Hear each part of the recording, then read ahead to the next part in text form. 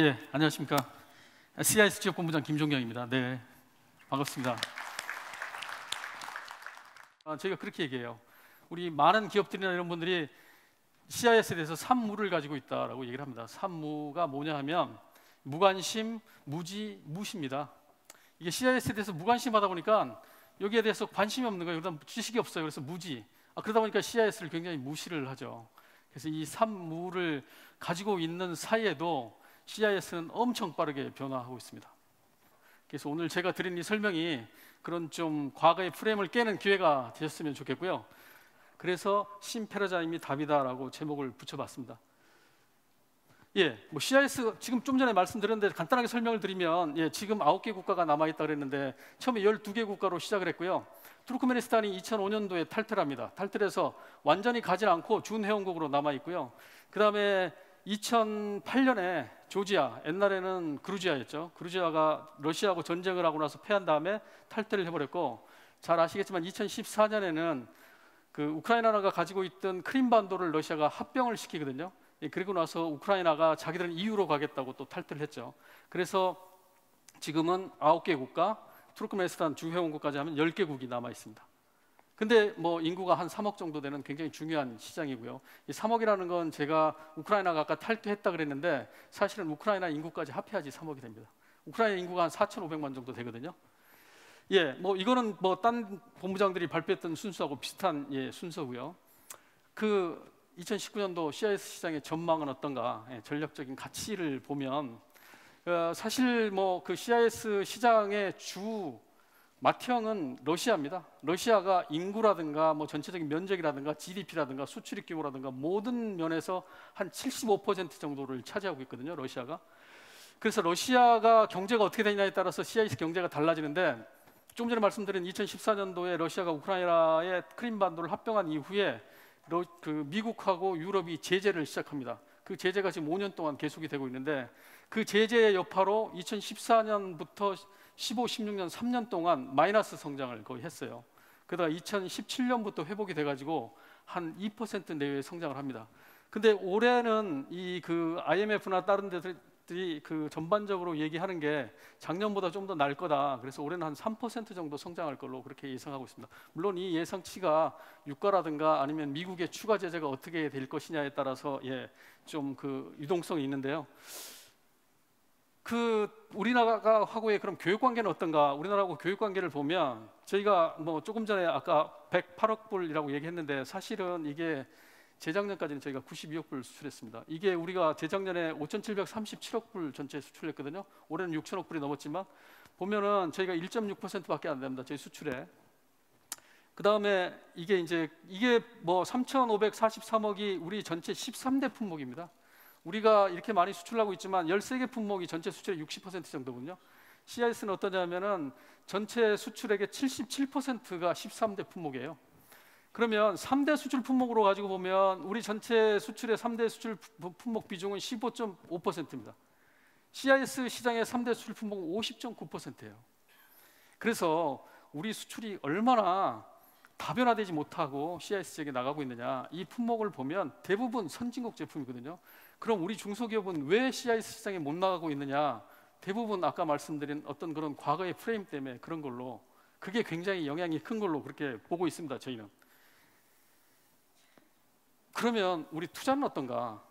아까 저기 동남아 본부장이 베트남 1년 우리 투자액이 한 30억 불 이렇게 된다고 그러더라고요.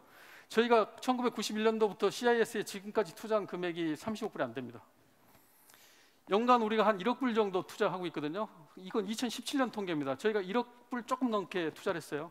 저희가 전체 한 해외 투자액이 430억 불이거든요. 이 해에.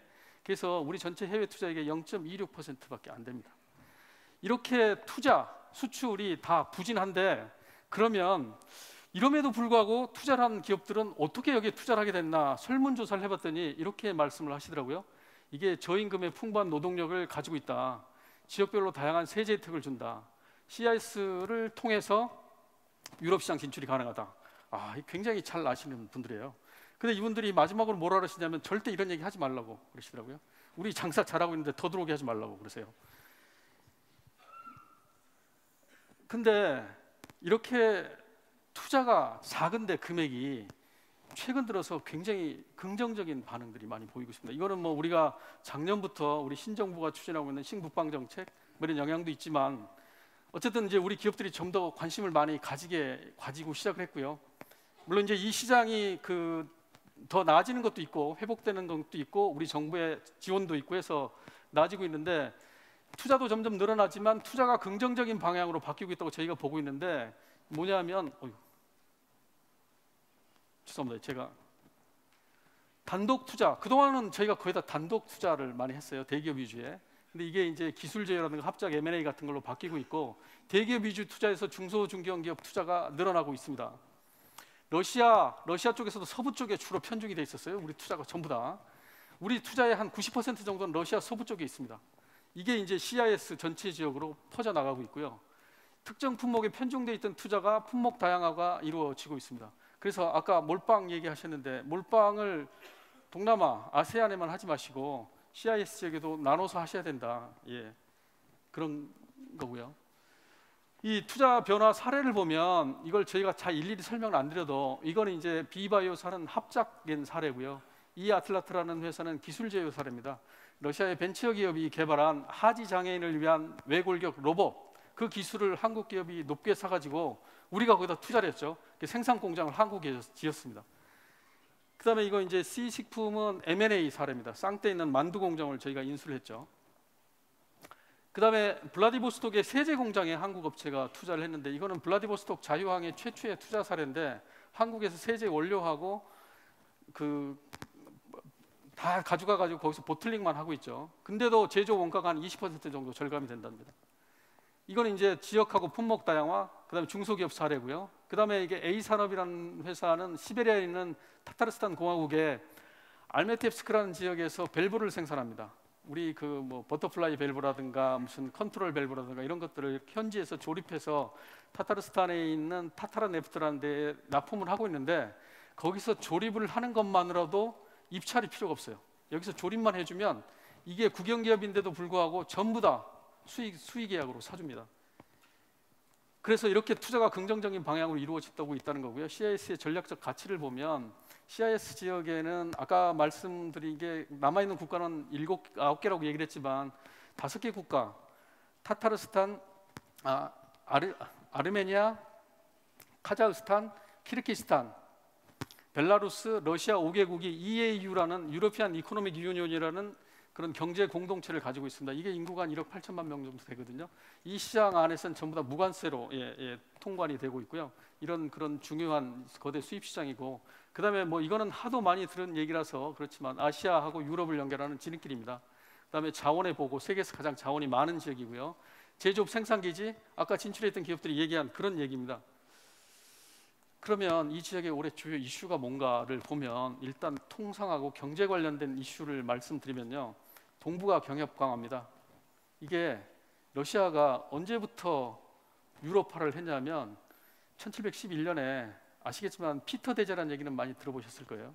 피터 대제가 수도를 모스크바에서 상피터스버그로 옮기지 않습니까? 그게 새로 건설한 도시였거든요. 유럽을 모방해서. 그러면서 유럽화를 추구했던 나라입니다.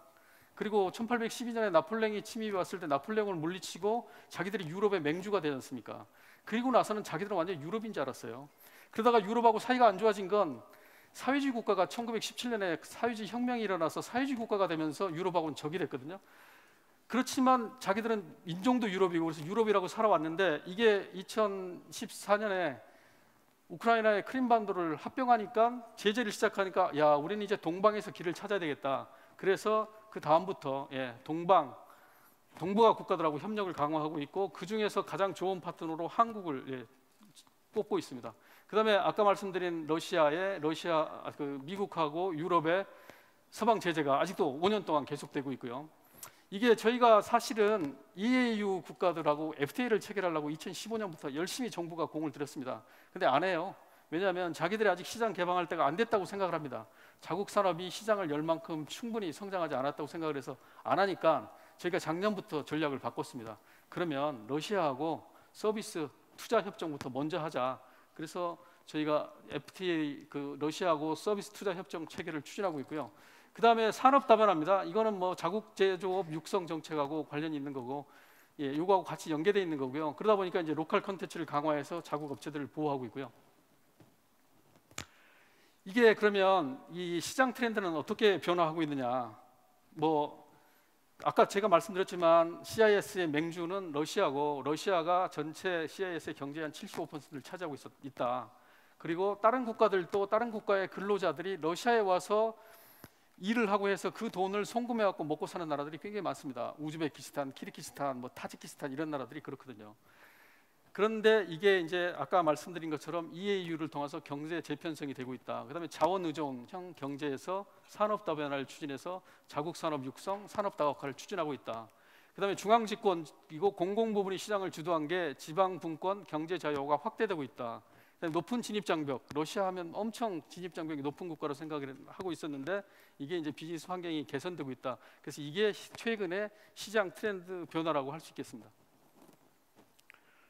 예, 이게 주요 경제 이슈를 보면요, 비즈니스 환경 개선 제가 좀 아까 말씀을 드린 건데요. 이 비즈니스 환경 개선은 그냥 예를 들어서 쉽게 설명을 드리면 아까 월드뱅크에서 두잉 비즈니스 인도에서 얘기했는데 이게 러시아가 2011년에 123위였습니다. 7년 전에. 근데 지금은 작년에 34위까지 올라왔거든요. 아까 인도가 77위라고 그러시더라고요. 예. 중국은 이때 얼마였는지 아십니까? 두잉 비즈니스 순위가 중국은 78위였습니다. 그래서 전체적인 그 두잉 비즈니스가 물론 무슨 전체적인 비즈니스 그 환경을 측정하는 그건 완전한 저기는 아니지만 정답은 아니지만 그 월드뱅크의 두잉 비즈니스 순위만 봤을 때는 여기 CIS 국가들이 중국이나 인도보다 훨씬 낫네요. 저는 몰랐는데 이렇게 보니까 예. 그래서 이렇게 비즈니스 환경이 급격히 변하고 있고 자원 의존형 경제 탈피를 위한 산업 다각화를 추진하고 있고 이게 이제 경기가 아까 제가 말씀드렸는데 2014년부터 한 16년까지 3년간 침체되다 보니까 소비자들이 내성이 생기기도 했지만 하향 소비가 고착화돼 있고요.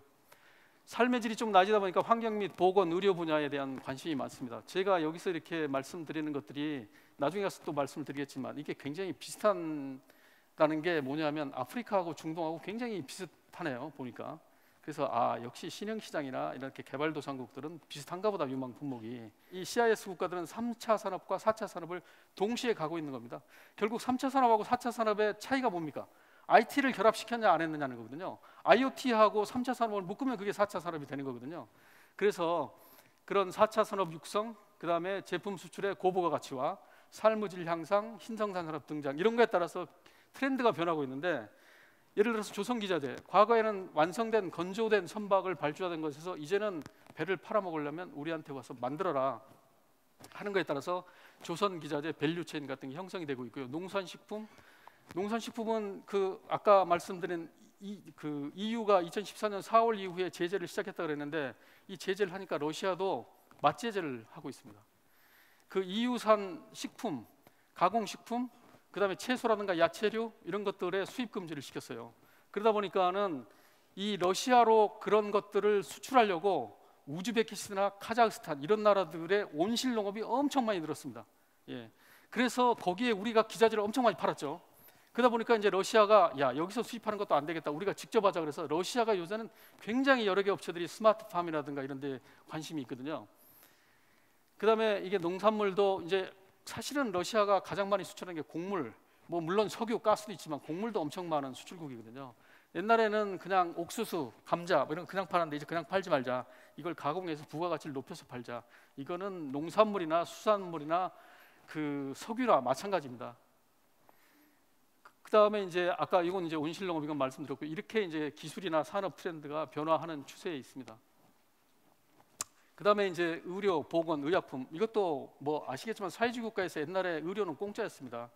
그러다 보니까 지금도 의사 월급이 한 달에 한 500불 정도밖에 안 됩니다. 그러다 보니까 의료진들이 별로 그렇게 유능한 사람이 없어요. 옛날에 사회주의 국가 때는 공부 제일 못하는 친구들이 그 의사가 됐다 그러거든요. 왜냐하면 월급은 똑같이 주는데 의사가 굉장히 힘들지 않습니까? 그래서 서로 안 하려고 그랬답니다. 그래서 그 여파가 아직도 남아 있어요. 그래서 지금도 공립병원 가면 안 되는 걸로 생각을 많이 합니다. 그러다 보니까 요새 삶이 좀 괜찮은 사람들은 민간 병원들을 많이 찾아요.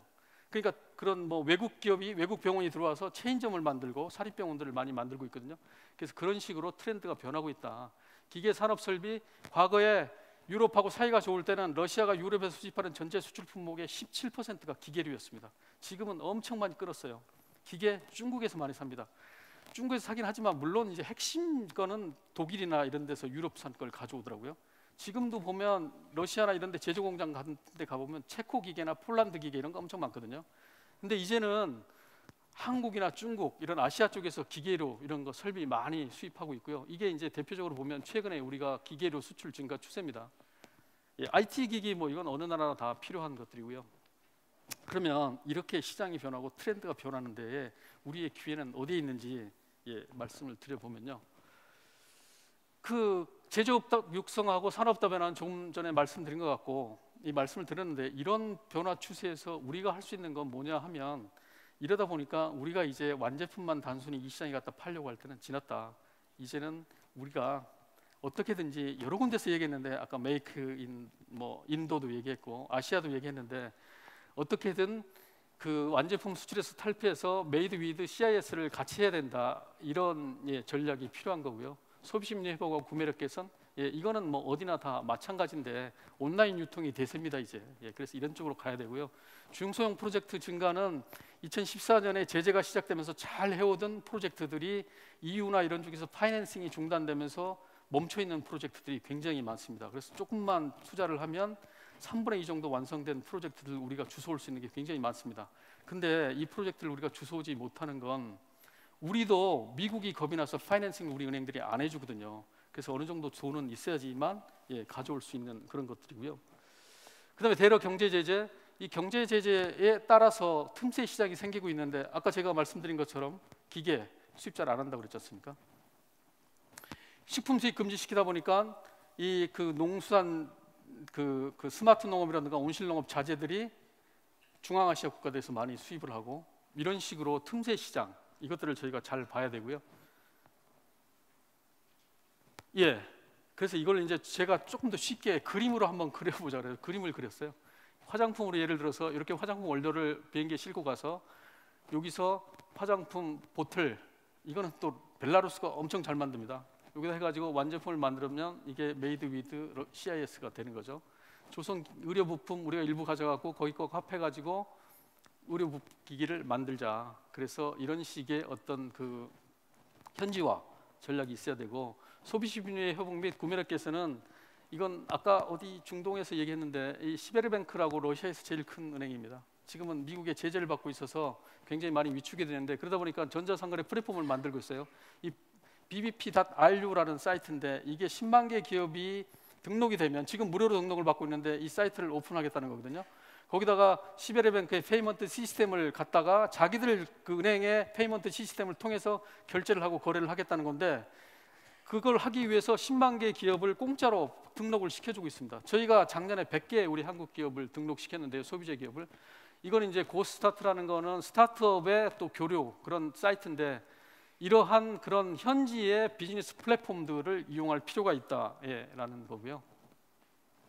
그다음에 뭐 이제 프로젝트 예를 들었는데 아까 조금 전에 제가 말씀드린 이런 이제 예 중에 하나인데 병원 프로젝트 이게 사마라라는 러시아의 그 동남쪽에 있는 도시인데 거기 이 병원이 이게 실제 사진입니다. 이렇게 다 돼 있는데 안에 장비를 못 넣고 있어요. EU에서 파이낸싱을 받았었거든요. 근데 파이낸싱이 중단돼 가지고 그래서 이거 한 200~300만 불만 시켜 가지고 그 병원이 운영이 되면 이게 KPMG인가에서 이게 컨설팅을 받아가지고 수익 구조를 이미 다 그 타당성 조사를 하고 한 프로젝트이기 때문에 이렇게 주워올 수 있는 프로젝트들이 많이 있다는 거고요.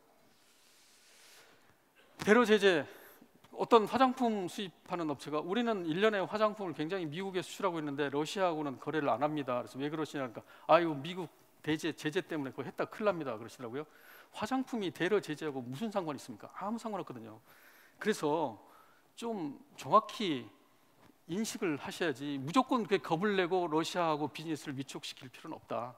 그래서 이 제재가 대상이 뭔지 사업 주체하고 어떤 그 사업, 어떤 기업이 제재를 받고 있는지 확인하실 필요가 있고 확인한 다음에 이거 하면 그럼 로펌이나 이런 데서 컨설팅 받으셔가지고 회피 전략을 만드시면 돼요. 아니면 아까 제가 말씀드린 것처럼 이의 이유는 똑같이 관세 면제이기 때문에 카자흐스탄이나 다른 국가를 통해서 들어가시면 됩니다.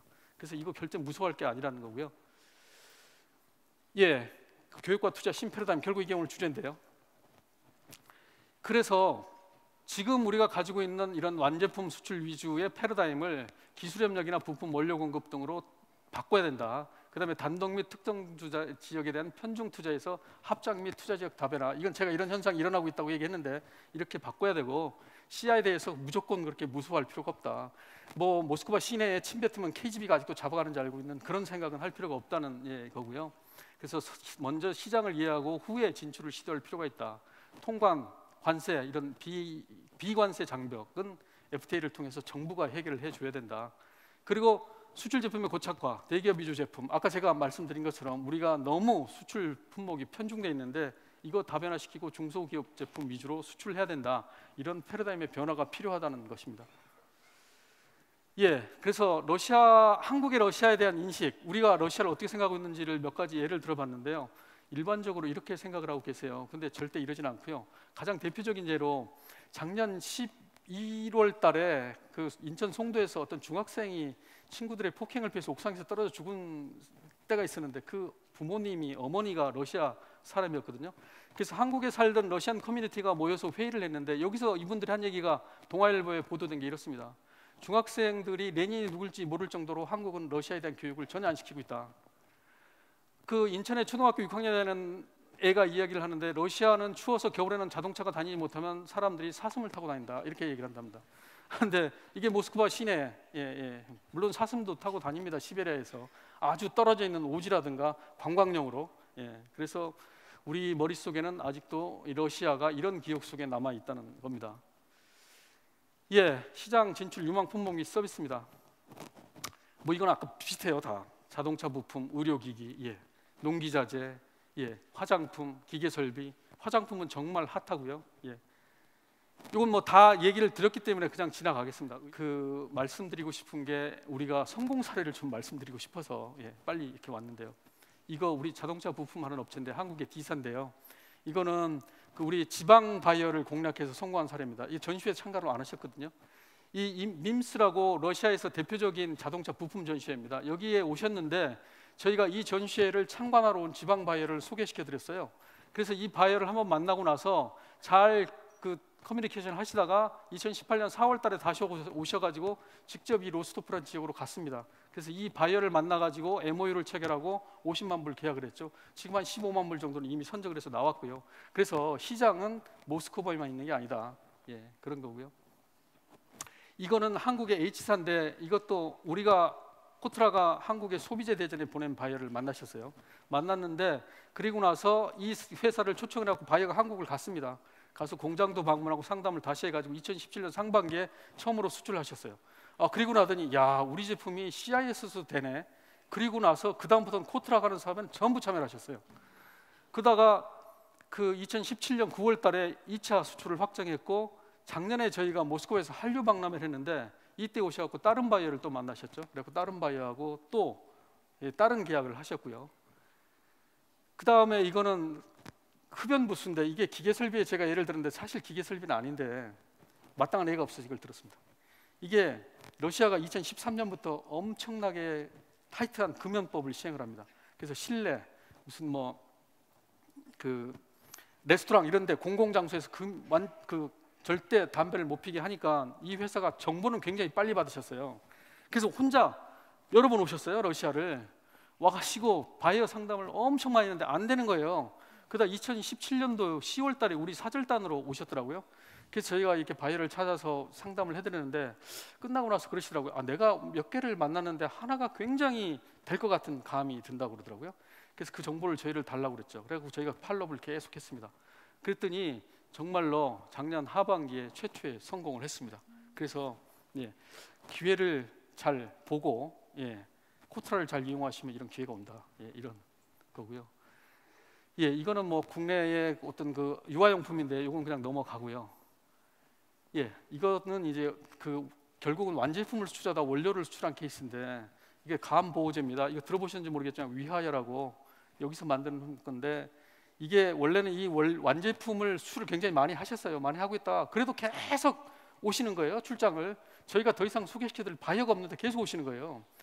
그래서 유사한 건강 제품, 보조 제품을 수출하는 생산하는 러시아 업체를 소개를 시켜드렸어요. 저희가 그 한 200가지 이상의 건강 보조 제품을 생산하는데 이 업체가 이걸 보더니 완전히 반한 거예요. 야, 이거 우리가 가져와서 우리 제품 포트폴리오에다 하나만 집어넣었으면 좋겠다. 원료만 좀 팔아라.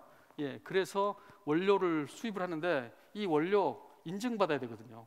인증을 자기들이 받으니까 3개월이니까 받더라고요. 그래갖고 작년 6월 달에 인증을 받았어요. 그래갖고 이걸 갖고 제품을 만들겠다고 기계 설비까지 중국에서 사다가 다 해놨습니다. 그래서 올해 상반기부터 원료 가져와서 생산한다 그러고요. 이거는 한국의 H사인데요. 이거는 오피스 솔루션을 만드는 회사입니다. 오피스 솔루션을 만드는데 사실은 러시아나 CIS 대부분의 국가들이 그 마이크로소프트의 오피스 솔루션을 쓰고 있었어요. 근데 여기도 2014년 이후에 회장님께서 야, 러시아가 미국하고 사이가 안 좋아졌으니까 이제 우리가 마이크로소프트사의 제품을 대체할 수 있는 것만 공급을 한다 그러면 얘들이 분명히 바꿀 거야. 그러더니 정말 저희하고 같이 하니까 바꾸더라고요. 그러더니 불과 1년 만에 이 동일 제품군의 러시아 시장에 2위를 탈환을 했습니다. 그래갖고 마이크로소프트가 코트라를 굉장히 싫어해요. 한 30% 정도 시장을 1년 만에 점유를 했습니다. 그래서 요거는 이제 성공 사례로 말씀드렸고요. 그래서 이렇게 다양한 제품, 여러 가지 분야의 진출 가능성이 무궁무진한데 우리가 사고가, 우리 패러다임이, 우리 프레임 속에 아직도 소련이 남아 있어서 그렇습니다. 그래서 우리가 생각만 바꾸면 CIS는 그렇게 멀고 어려운 시장이 아니고요. 그래서 오늘 제가 이 발표를 기회로 해서 우리 더 많은 업체들을 CIS 시장에서 만나 뵙게 되기를 바라겠습니다. 네, 감사합니다. 네.